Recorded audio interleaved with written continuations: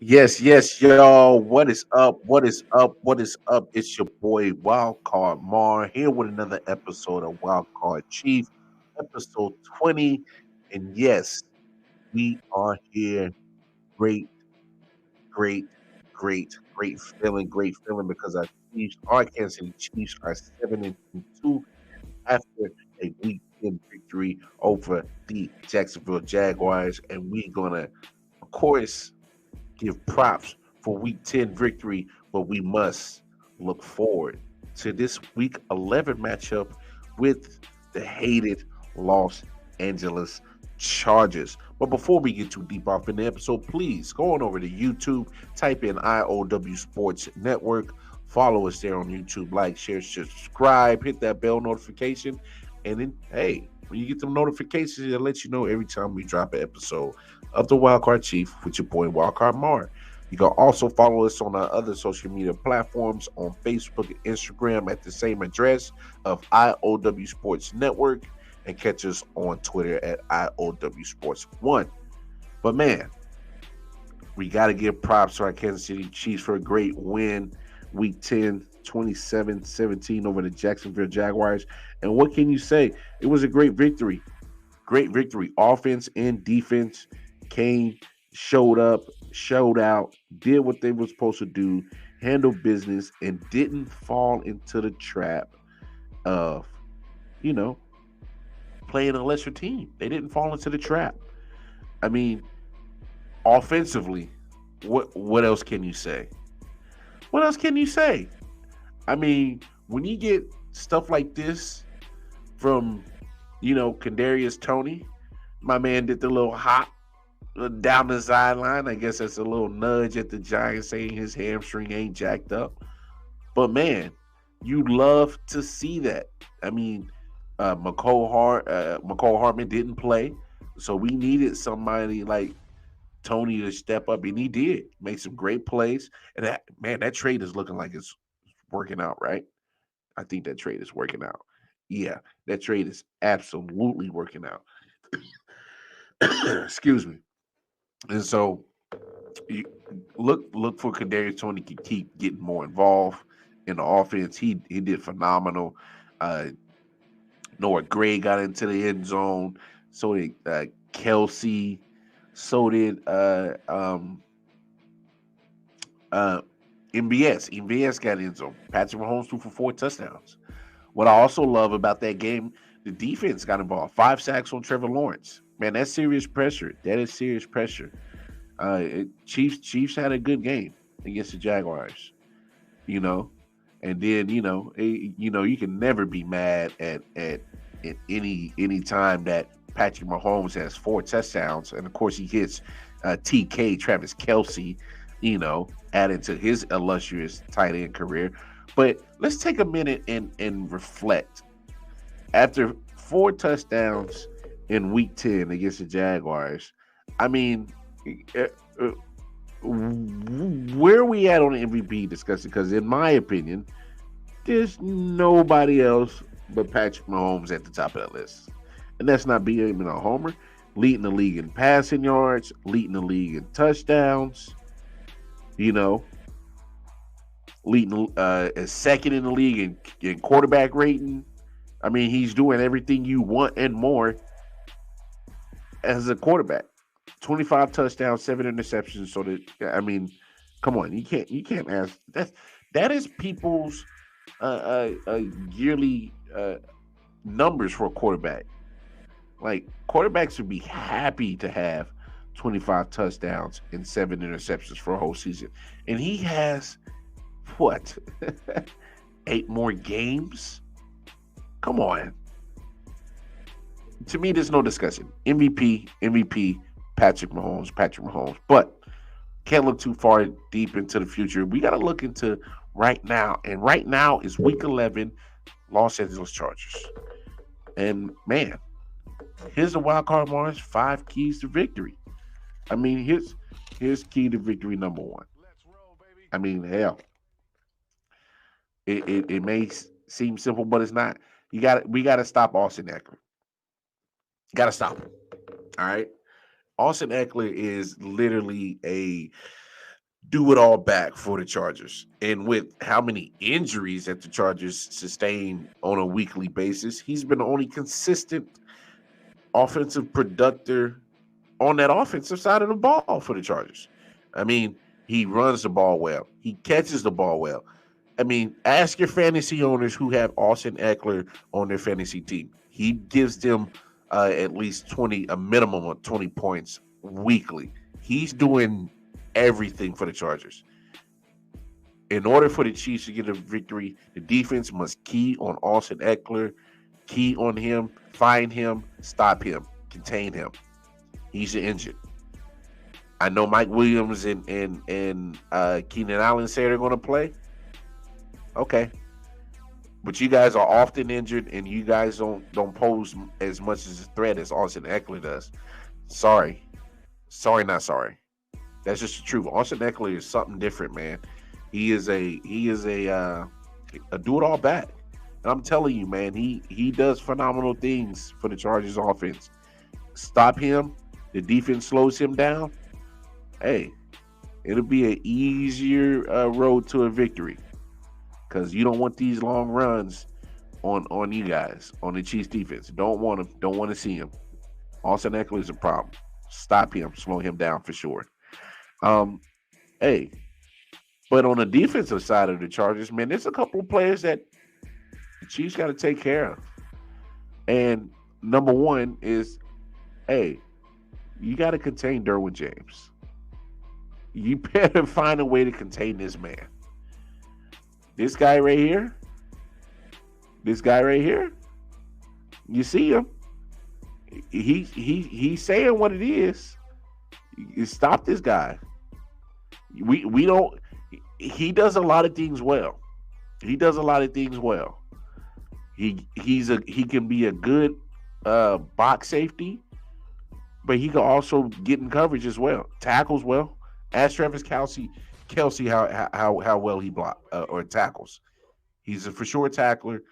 Like I said, could play in the box as a box safety, but he's primarily going to be trying to stop Travis Kelsey. He's going to be matched up against him a lot. So expect to try to find Derwin James every play, and you also got to find Khalil Mack. Say what you want, Khalil Mack's still dangerous, still making plays. 9 years in the league, and he's still making huge plays like this. So, as dangerous as Derwin James is, so is Khalil Mack. Let's not act like Khalil Mack is falling off from a cliff, because he hasn't. Khalil Mack is still just as dangerous as he was when he entered the league. You don't block him, and you are asking for your offensive game plan to be wrecked. You are asking for that to get wrecked. So, front five, find 5-2. Find Khalil Mack, find Derwin James. You do that, it'll make Pat's life easier. It'll make the other wide receivers jobs easier. It makes the whole offense of the Kansas City Chiefs a lot easier when you find Derwin James and Khalil Mack and have a plan for them. Make them think, attack them. But don't let them run free. Don't let them roam free and get a beat on what you're doing. Because they are 2 game wreckers for sure that are still on that defense. And you got to stop them. Observation number 3 for Wild Cards Mark keys to victory. Well, no McCole Hartman. Placed on IR. Abdominal injury. It's okay. I believe the Chiefs still got enough weapons to still maintain and still do what they need to do. But I'm looking for a big game from this guy. I'm looking for a big game from Marquez Valdez-Scantling, MVS. You know, Juju Smith not going to play.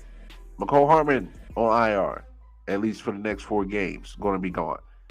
So here's an opportunity for MVS to continue his growth with Pat, because there has been some great connection with him and Pat, and they've been able to get on one accord.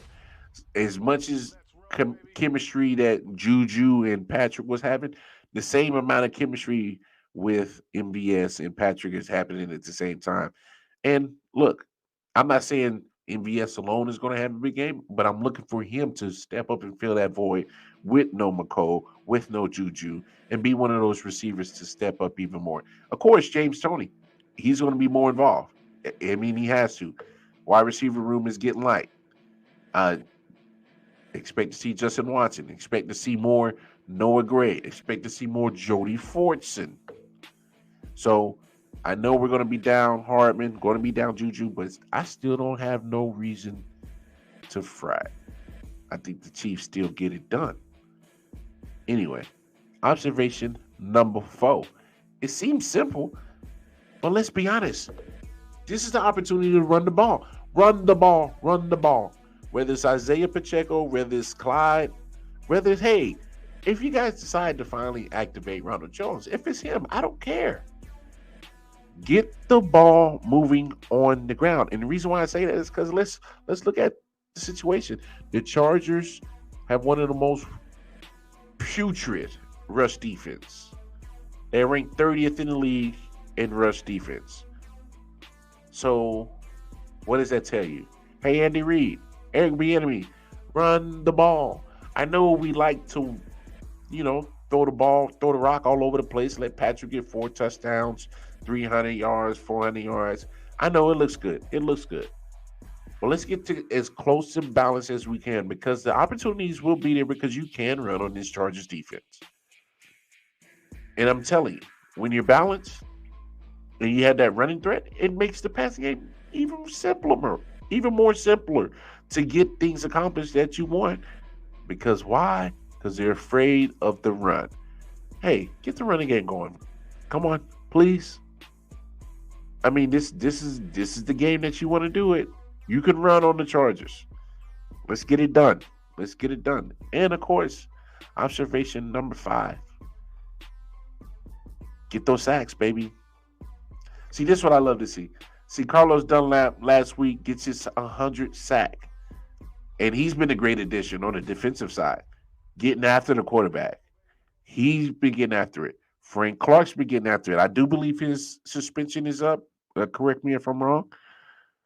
But him, Dunlap, Frank the Tank's been getting after it. Chris Jones has been turning it up. I mean, Karlaftis, say what you want. I know I've been seeing the talk about Karlaftis, but hey, he's up there with Aiden Hutchinson and getting pressures. I like to see more of those pressures turn into sack, but guess what? He's applying pressure. It's okay. And we got to remember, come on, get those sacks. Look at where the Chiefs are ranked this year from where they were last year. They finished the year 27th in sacks. This year, 9th. 9th in the league in sacks. Chiefs are getting after it. Got 27 sacks on the season so far. Let's keep it going.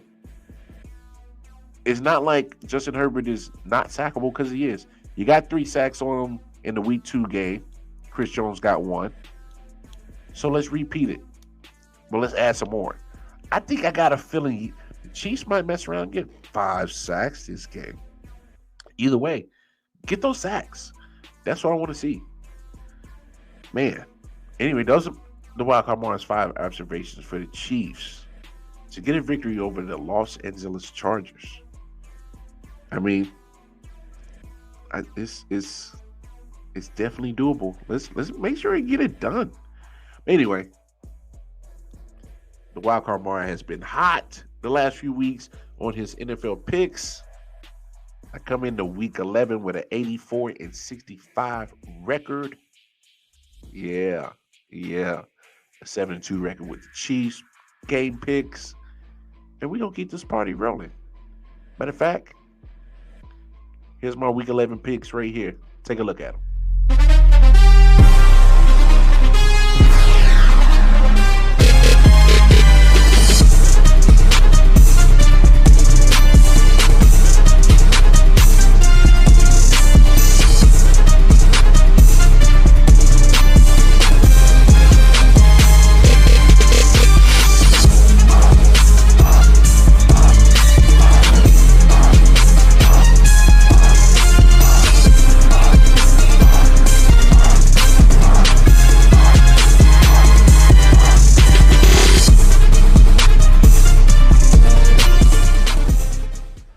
right, y'all. It's my week 11 picks. It's my Chiefs pick. 31-21 Chiefs over the Chargers. Hey, can't beat that. I hope it comes through. And let the Chiefs flex on their muscles because, hey, the game was already flexed for the Chiefs anyway. See? The Chiefs are still the talk of the town, still on top of the AFC West. Things are as they should be. Restored. I know, right? And the home of the Chiefs. I appreciate the love and support, y'all. Again, going over to YouTube, IOW Sports Network. Like, share, subscribe. Spread the word of this IOW Sports movement we got going on. And, hey, keep your eyes peeled for the next episode of the Wild Card Chief with your boy, Wild Card Mar. It's been real. Until next time, peace and love, y'all.